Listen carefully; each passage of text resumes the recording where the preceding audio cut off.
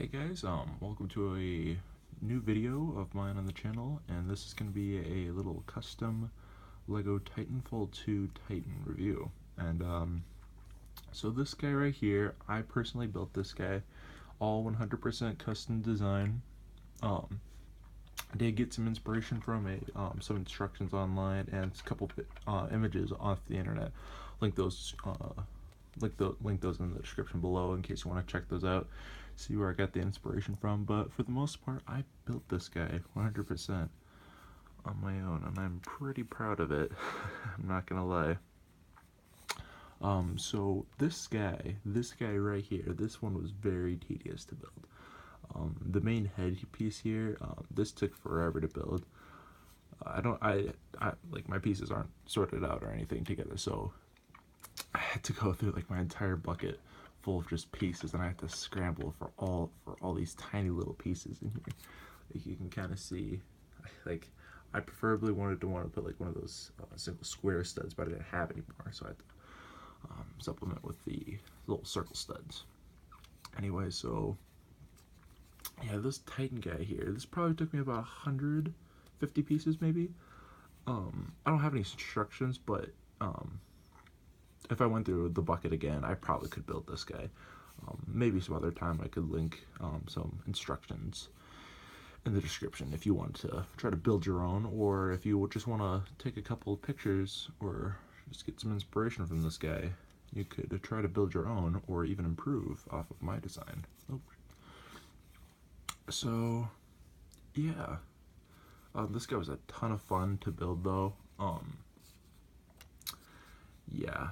Anyway, so let's get on with a little bit of the review on this guy. So, the biggest thing I wanted when I built this Titan is that I wanted to have this little feature here, which I find super cool. They can lift off the top, like how they do in the game, where the pilot, which is actually in there, and you can actually take him out and take him in and out. This feature took a long time to figure out. It wasn't actually that hard. As you can see, I put like a 6-studded flat piece on there and just connected it to the back. And I built off a little bit, and I took a little hinge piece, and then I just built down. But yeah, you can take the pilot out. I'm not gonna, because it's kind of hard to.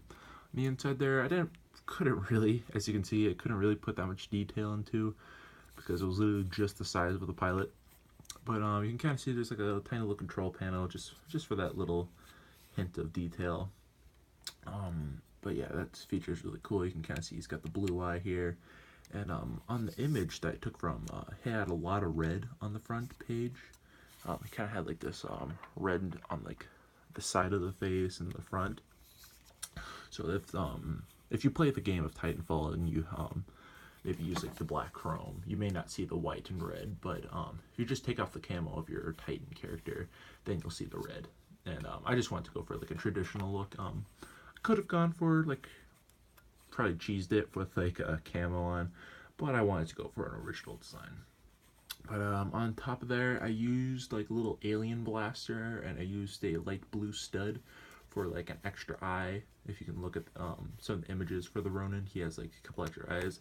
He does also have an eye right there, but I couldn't figure out where to put one out, and I tried to a couple times, but it didn't look that well.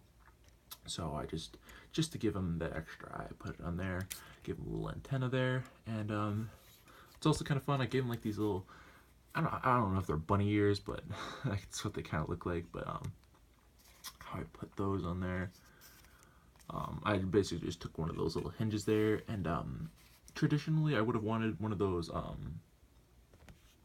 hinge pieces that had that function. I don't know the correct terminology, but I would have wanted to put those on there. But as you can kind of see, just kind of grabbed it on there, and then yeah.